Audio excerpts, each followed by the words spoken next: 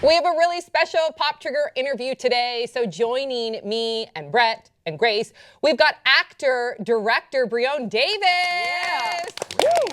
So exciting, you guys. He is the star of an incredible film called Embrace of the Serpent, which just recently got nominated for an Academy Award. That's right.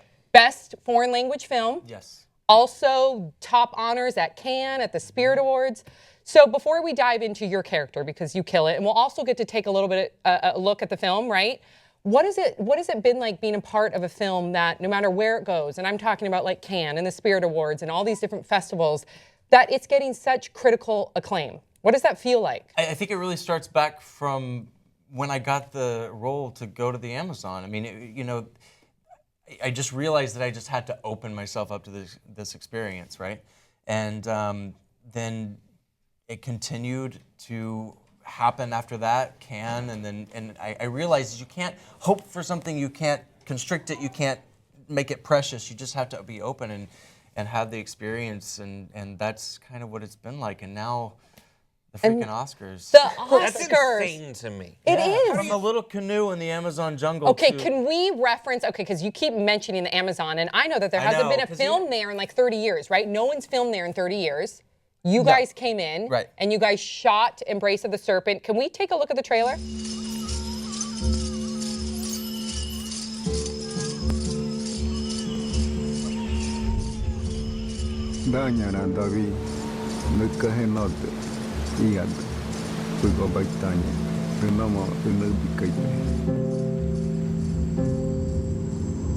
Did you die, baby?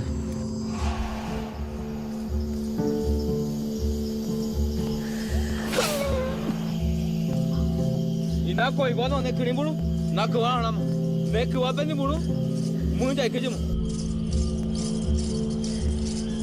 Nunca he soñado, ni dormido, ni despierto. Juga jafruna mendawa kedi. Mana? Jawab itu mana? Bukan tengah apa baik.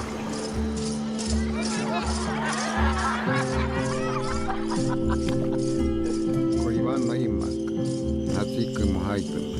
Primar nutima, Gano, Tarpasi Kumahait, Gano, Maina Bituma. ¡Váyase! ¡Pasao! ¡No tenemos caucho! Te oye, que yo me. No hago yo a patar que me. Tana da uta, no ataco matani. Primar nutima, Nukairita, Imakahena Kai Makabai. Itumak, Roya, Bitu, Imakawiri. Nuna uruya uneta ruaka it. Hisuna nahitaitu. Akadia sedina. ¡Colombiana! Vosotros habéis botado el diablo a la comunidad.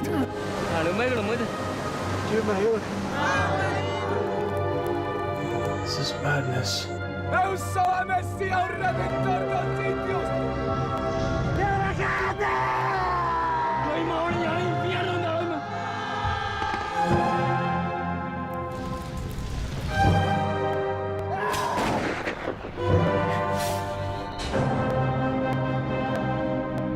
It's chilling. Yeah. You're a part of that. I You're know. a part of that. I know. I couldn't believe it. When I was at Cannes and I saw it for the first time.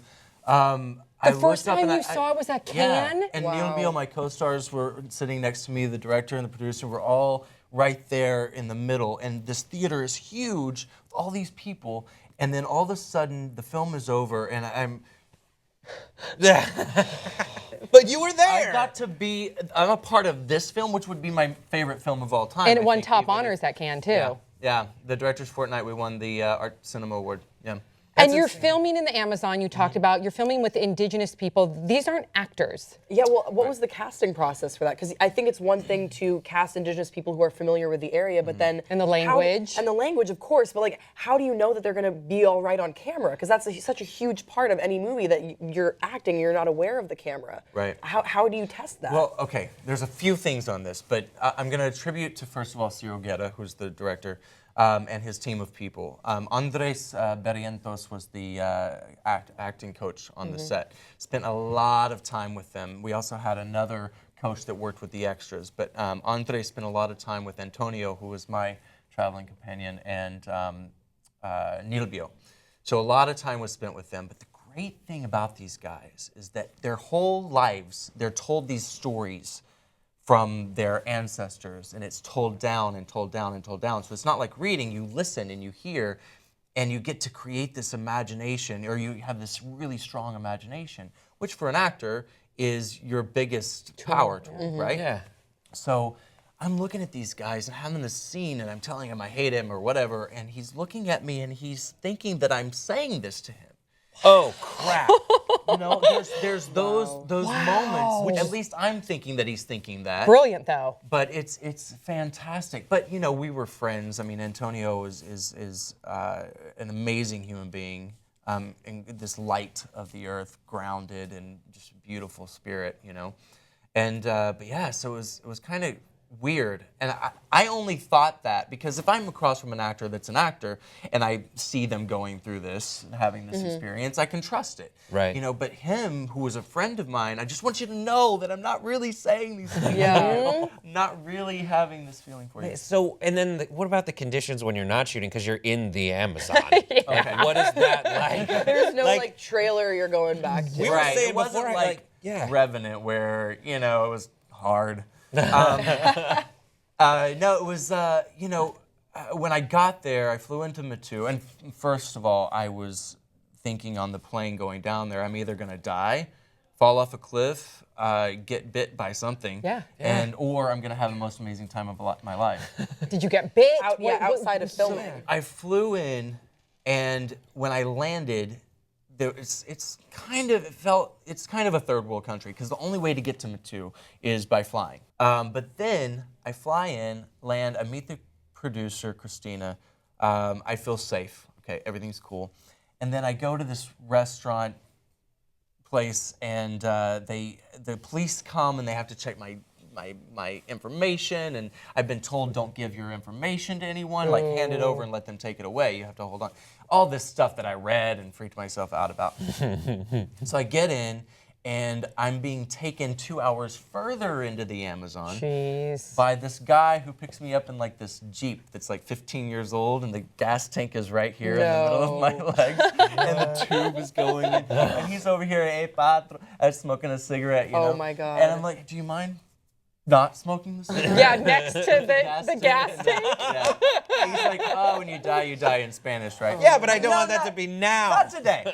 Let's talk after. Can I do this film, please? And then, let me get in the. So we ended up lodging at this electric power plant built by the Russians. Crazy. Wow. It's guarded by, you know, guards, because in Colombia, it's, you know, there's camouflage guys with machine guns, you know, in places, but they're the nicest guys.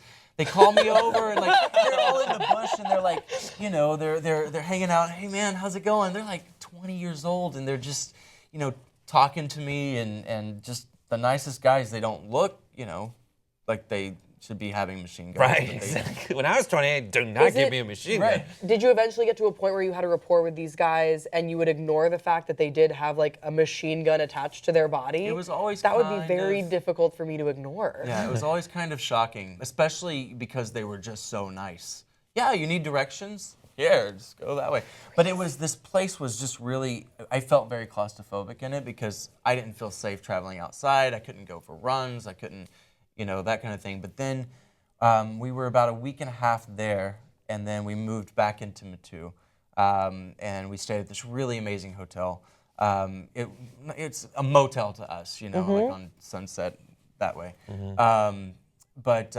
But you know, I saw an AC unit for the first time and made love to it. Luxury. So I really loved your character in Ray Donovan too. So for me to see you in vastly different characters, what kind of process do you go through as an actor in order to get into the mindset of the character you hope to portray? It varies, but I love to do research just as a human being. I love history and I love to absorb as much knowledge about anything as possible. So I kind of enjoy the process of, and I tend to maybe possibly do too much, but I like it. But I think after a while, you start playing all these different characters. You can just draw on different things at different times to access what it is that the director wants.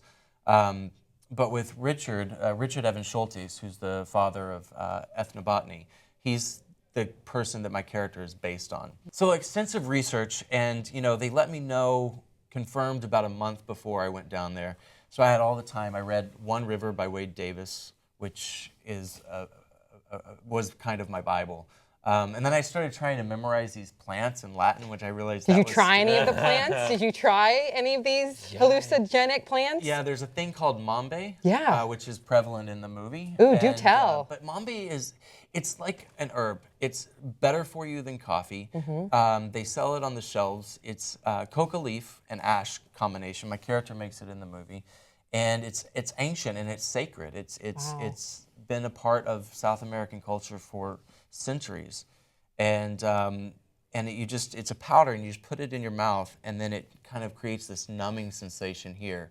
But then you're just focused. My ADD went right out the door. Wow. Yeah. Really? Don't tell Sam about that. Is this available My at Whole husband needs Foods? that. Yeah. Can we get this at Trader Joe's? You can't get it in the country. It's illegal because it's Bummer. coca leaf, right? Damn. Oh, right. No, that So, just clicked for You me. didn't even with grow that. it? But everything was just sharp. It staves off hunger. It increases your metabolism. Sounds like cocaine. It would be, but it's not bastardized like cocaine. Right, Yeah. right. It says Right. don't pour gasoline on it. Right. Yeah. And you brought some for us So today. yeah, when Yeah, I and we're wish- gonna try a little now. bit And we're all right going to now. do it now. I wish we're on it right now. Yeah. Best show we've ever done. It's awesome. It's so Never good had to this see many it. ideas. Wow. So then what's next for the film? I know that you guys are going to be showcasing the film in New York City on February 17th, then the 19th in LA, then a national rollout. It's already in some places in Europe, right? Yeah. Internationally. So it released in France. It's released all over the world. I think UK is holding out for right now, but we've got people talking about that. But 40,000 people in the first 2 weeks saw it in France. Amazing. And then they re-released it in Colombia. And let me just say this. There is this kind of humbleness, this over appreciation of being a part of this, because this film has elevated the Colombian spirit like nobody's business. They've already really made a lot of headway in terms of peace, in terms of negotiations and talks and things like that. But this film, and Ciro Guerra is kind of their baby, but this film has done wonders for the spirit of Colombia and the filmmaking industry there. This story tells of their history like it's never been told before. So cool. awesome. Yeah, so it's very humbling to be a person who's appreciated for being a part of something that I'd never been to Colombia before doing this. So it's pretty amazing. What are you working on right now? Anything that you can tell us, or anything in the future? There's a lot of doors opening, and I'm just open and available. Like I said, I'm just doing this. You're I'm surrendering. not trying to, Yeah. and I did that on the flight down there. I did that in the canoe. I did, so there's a part in the film where there's butterflies that surround me, okay? When I got there the first week, I'm walking with my friend Andres, and this moth, and the moths there are this big, and they'll land on you. It landed on me, and then it flew around and landed on my shoulder, on my foot. And I walked with it for a ways, and he said, when a moth or a butterfly land on you, your life is going to change. I love You're that. going to go through a metamorphosis. I love that. And I think in that moment, I just went, all right, let's do it. And they came to you? And, well, okay.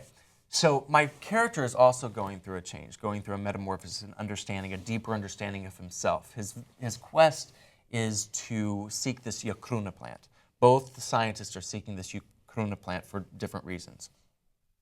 I'm seeking it on a personal level to have visions and dreams.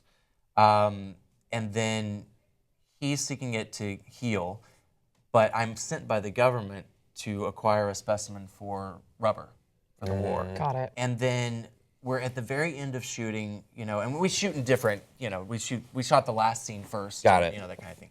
But we're at the last week of shooting, and we're at this one location, and there's this group of butterflies that are feeding off of minerals on the shore of the river. The river's here, the mountains, the jungle, and then Ciro clears the set, and he says, Brionne, walk from here to the butterflies. When you get to the butterflies, stop. I know what's about to happen. Oh. So I'm walking, and I get to the butterflies, and they just fly up around me. And there's just and I could feel them. I have chills. That gives me chills. Crazy. It's amazing. Crazy. Unbelievable. And I realized not only in that moment had the character, and there were so many things that were telling of me being there was a reason. There was a purpose. There was everything in my life made sense at that moment. What did it feel like when you came back? Where you're like, "Bum, bum," or did you have like this new appreciation for modern luxuries, or you're just motivated to go and continue your path as an actor? How has it affected you post? I was further motivated. You know, I think more than anything and more than any of this, the awards and all this stuff, even though it's phenomenal, I always wanted to do something like that. My whole life, ever since I was 9 years old, I wanted to be an actor that traveled the world, that got to meet with indigenous people and stick my hands in the dirt and understand different perspectives through the eyes of someone like Richard Evans Schultes. So me as a human being, on a selfish level, that was better and amazing. bigger than anything. Awesome. You know? It's amazing. Dreams do come true, kids. They do come true. Oh my gosh, big round of applause for Brionne Davis, everybody. Thank you. Make sure you check out Embrace of the Serpent, and we will see you guys all next time on Pop Trigger.